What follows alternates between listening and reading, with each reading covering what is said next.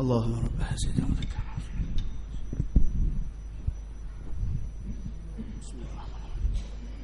Sidang jemaat yang dirahmati Allah, sila dengar dengan teliti khutbah yang akan disampaikan oleh imam, dan janganlah bercakap-cakap ketika khutbah disampaikan, kerana ianya dilarang oleh Rasulullah sallallahu alaihi wasallam.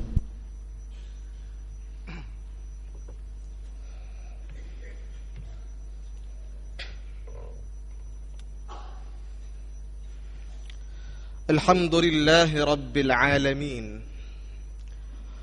وأشهد أن لا إله إلا الله وحده لا شريك له وأشهد أن محمدا عبده ورسوله اللهم صل وسلم على سيدنا محمد وعلى آله أجمعين أما بعد فيا عباد الله اتقوا الله تأمنوا بتقواه من جميع المخاوف.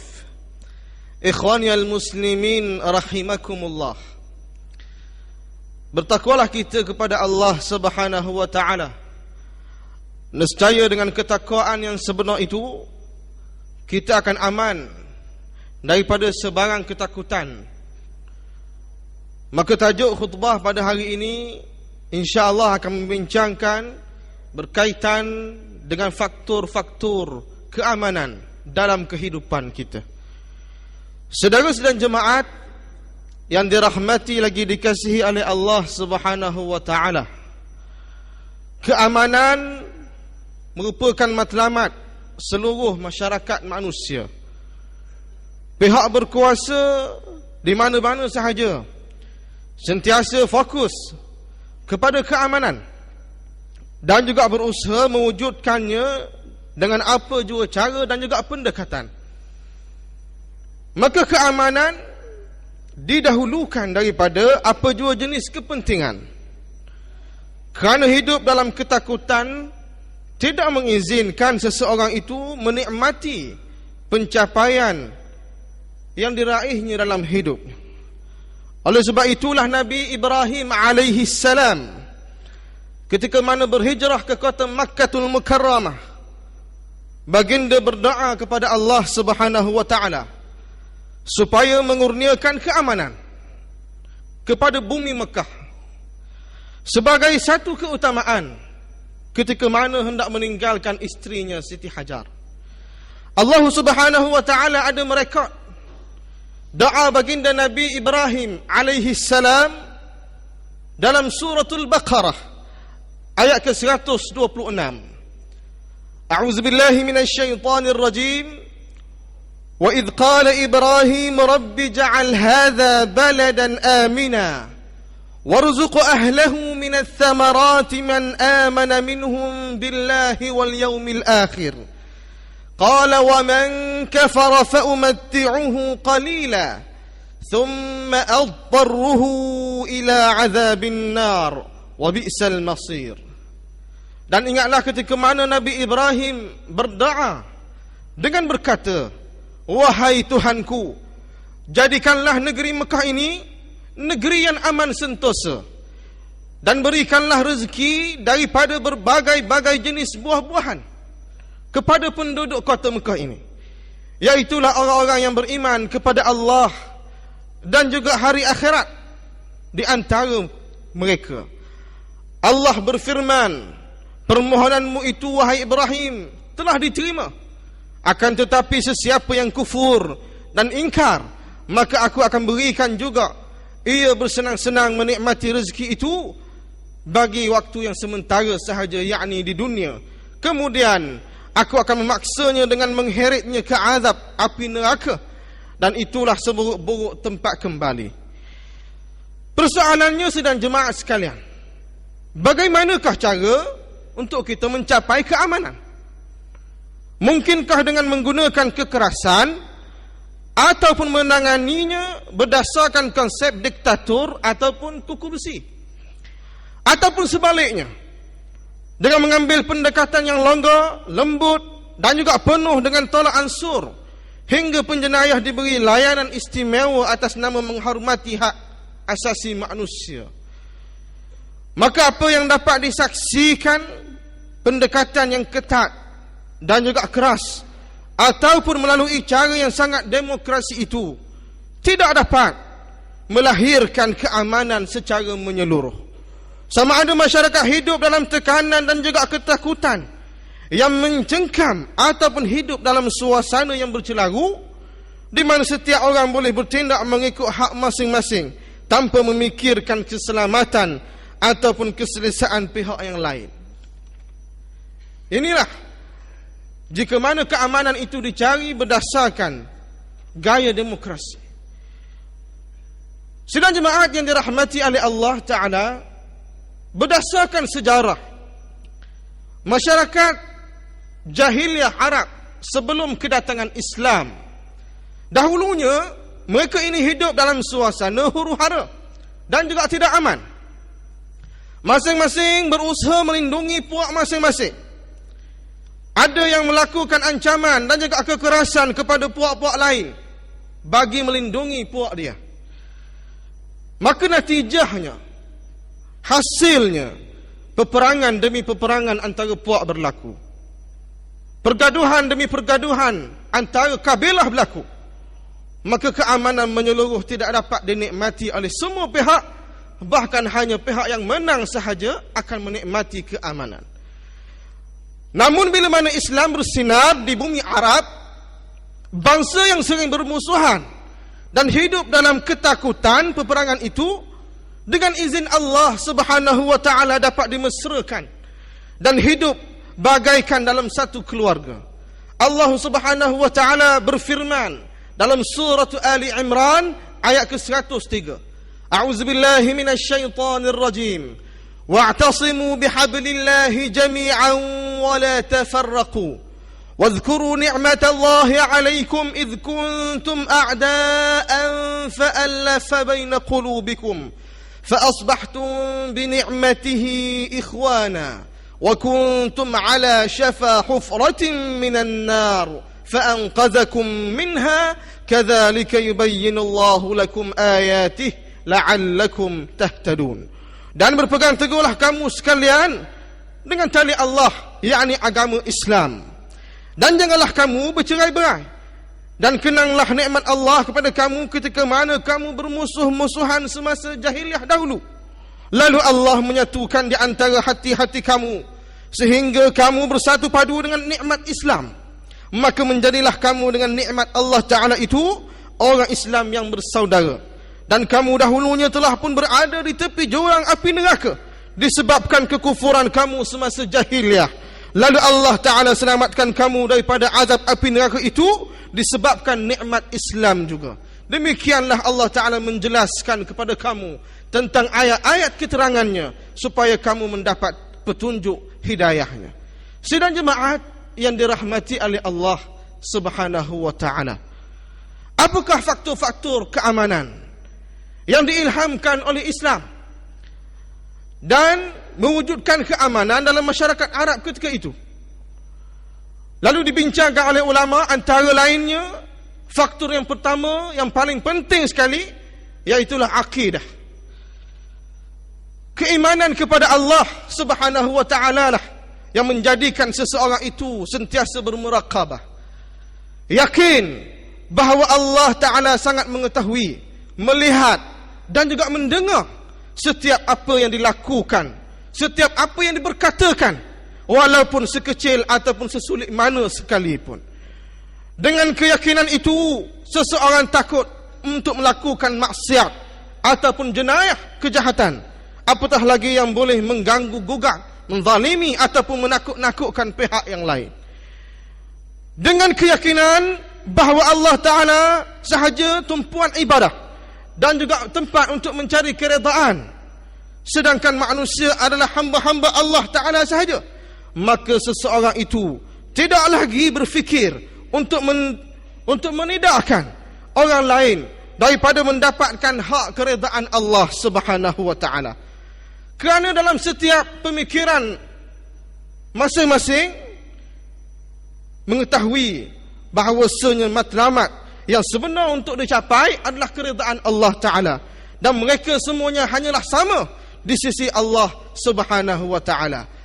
Allah Ta'ala berfirman dalam ayat Quran yang lain, inna akramakum indallahi atqakum, sesungguhnya hanyalah yang mulia di sisi Allah di antara kamu bukanlah orang yang menang dalam sesuatu pertempuran, bukanlah orang yang menang dalam sesuatu pergaduhan, bahkan adalah orang yang paling tinggi ketakwaannya di sisi Allah Subhanahu wa Ta'ala.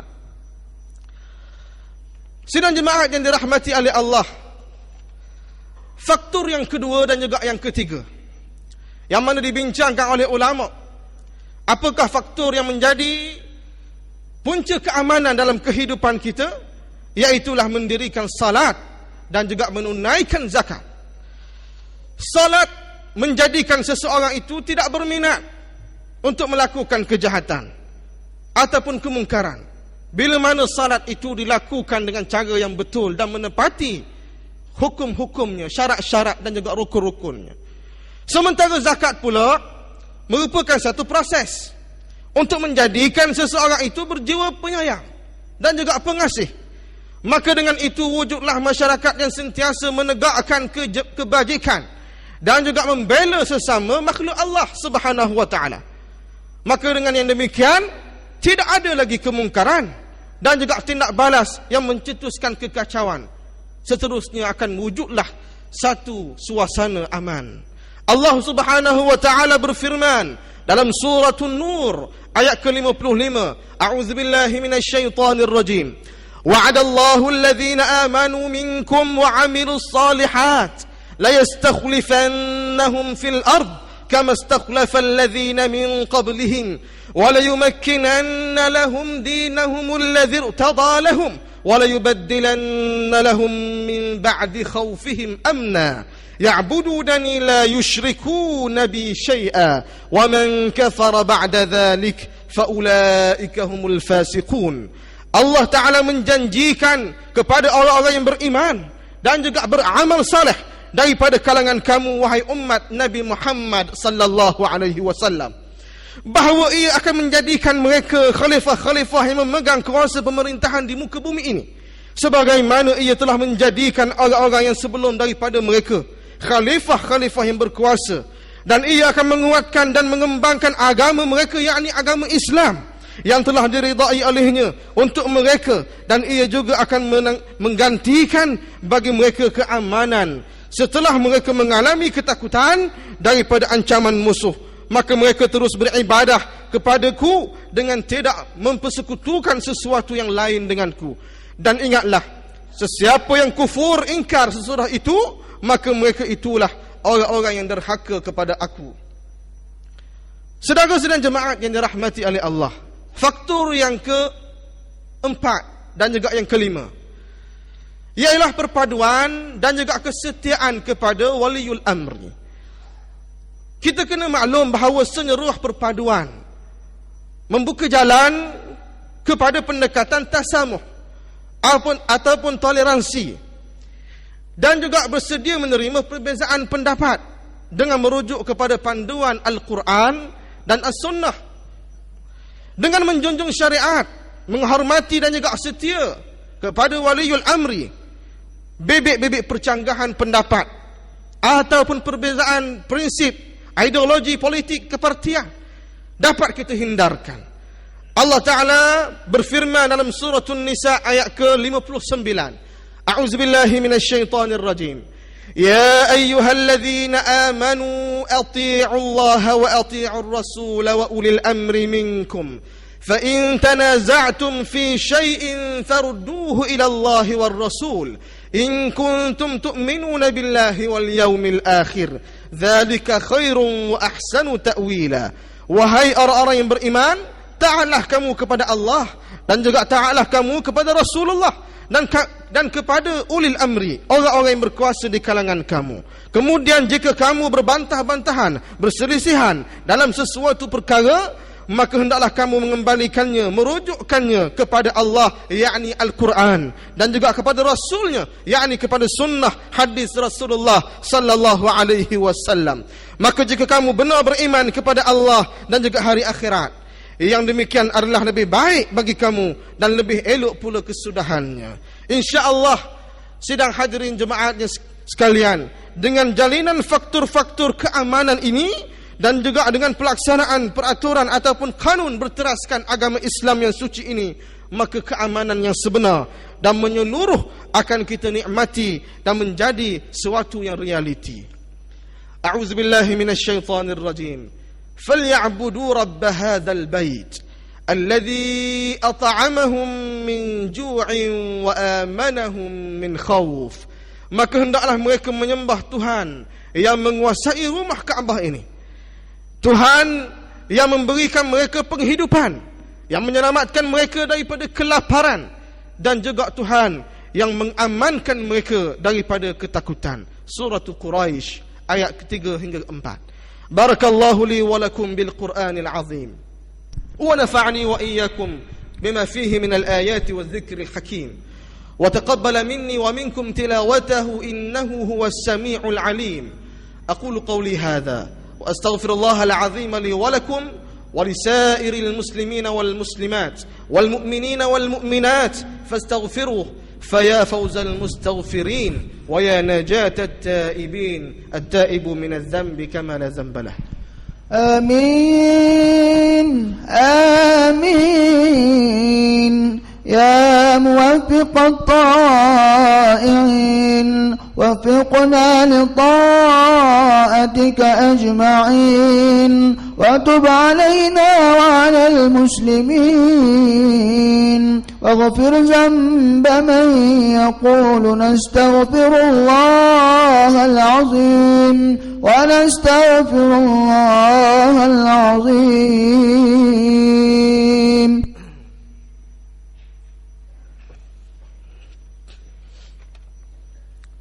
الحمد لله رب العالمين الرحمن الرحيم وأشهد أن لا إله إلا الله وحده لا شريك له وأشهد أن محمدا عبده ورسوله النبي الكريم.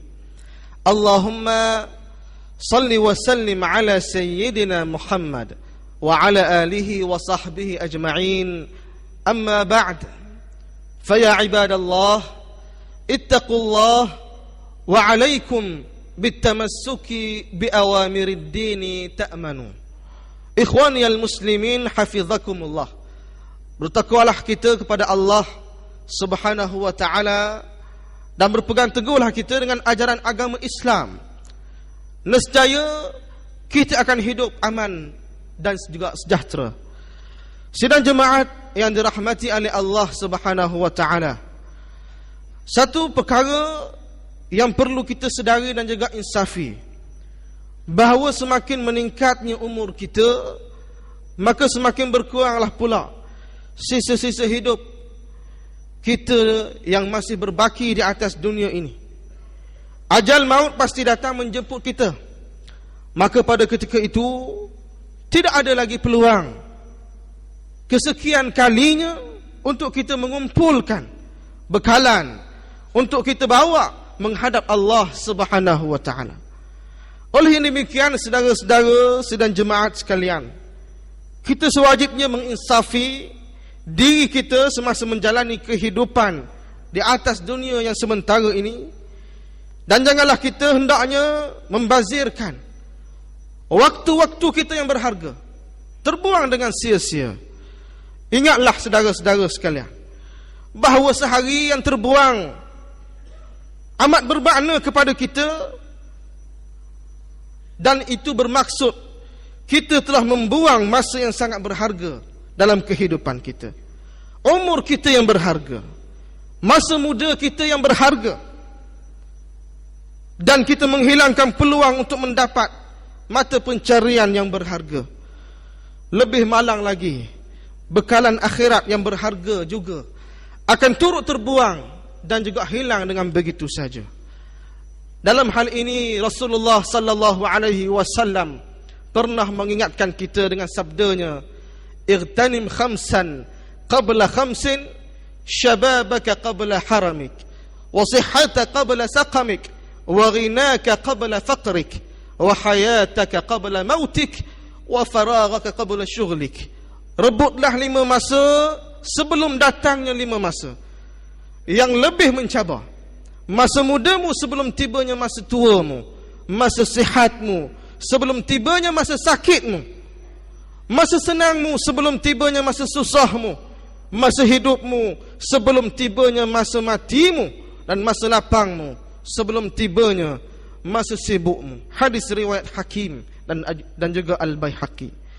Sidang jemaah yang dikasihi oleh Allah Ta'ala, pada hari dan juga saat yang mulia seumpama ini, marilah kita sama-sama perbanyakkan bacaan selawat dan juga salam kita ke hadrat junjungan besar Nabi Muhammad sallallahu alaihi wasallam. Sesuai dengan perintah Allah Ta'ala dalam Al-Quran Suratul Ahzab ayat ke-56. A'udzubillahi minasyaitanir rajim. Inna Allaha wa malaikatahu yusalluna 'alan nabiy. Ya ayyuhalladzina amanu sallu 'alaihi wa sallimu taslima. Sesungguhnya Allah Ta'ala dan juga para malaikatnya sentiasa berselawat ke atas Nabi Muhammad sallallahu alaihi wasallam. Wahai orang-orang yang beriman, berselawatlah kamu ke atasnya, serta ucapkanlah salam sejahtera dan juga penghormatan ke atasnya dengan sepenuh hati. Allahumma salli ala sayyidina Muhammad wa ala ali sayyidina Muhammad kama sallaita ala sayyidina Ibrahim wa ala ali sayyidina Ibrahim wa barik ala sayyidina Muhammad wa ala ali sayyidina Muhammad kama barakta ala sayyidina Ibrahim wa ala ali sayyidina Ibrahim fil alamin innaka Hamidum Majid. وارض اللهم عن الخلفاء الراشدين وعن بقية الصحابة والقرابة أجمعين والتابعين وتابع التابعين لهم بإحسان إلى يوم الدين. اللهم اغفر للمؤمنين والمؤمنات والمسلمين والمسلمات الأحياء منهم والأموات برحمتك يا عزيز يا غفار. اللهم احفظ بدوام العون والهداية والتوفيق والصحة والسلامة منك يا كريم مولانا الواثق بالله سلطان ميزان زين العابدين ابن المرحوم سلطان محمود المكتفي بالله الشاه. وأنزل الرحمة عليه وعلى سلطانه نور زاهرة سلطانه ترنجانو. واحفظ أولاده وأهله وذويه وأقاربه. واحفظ علماءه ووزراءه وقضاته وعماله ورعاياه من المسلمين والمسلمات والمؤمنين والمؤمنات في الدنيا والآخرة برحمتك يا أرحم الراحمين. اللهم احفظ ولي العهد تنكو محمد إسماعيل ابن الواثق بالله سلطان ميزان زين العابدين. اللهم أعز الإسلام والمسلمين. اللهم انصر الإسلام والمسلمين واجمع كلمتهم على الحق والدين ودمر الكفرة والمشركين والمنافقين وأعداءك أعداء الدين. ربنا اغفر لنا ولإخواننا الذين سبقونا بالإيمان ولا تجعل في قلوبنا غلا للذين آمنوا ربنا إنك رؤوف رحيم. ربنا ظلمنا أنفسنا وإن لم تغفر لنا وترحمنا لنكونن من الخاسرين. ربنا آتنا في الدنيا حسنة وفي الآخرة حسنة وقنا عذاب النار. وصلى الله على سيدنا محمد وعلى آله وصحبه وسلم والحمد لله رب العالمين. عباد الله، إن الله يأمر بالعدل والإحسان وإيتاء ذي القربى وينهى عن الفحشاء والمنكر والبغي يعظكم لعلكم تذكرون.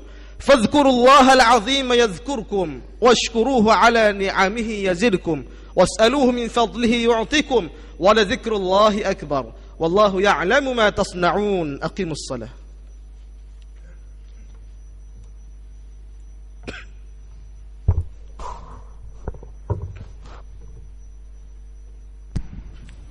الله أكبر الله أكبر. أشهد أن لا إله إلا الله. أشهد أن محمد رسول الله. حي على الصلاة حي على الفلاح. قد قامت الصلاة قد قامت الصلاة. الله أكبر الله أكبر. لا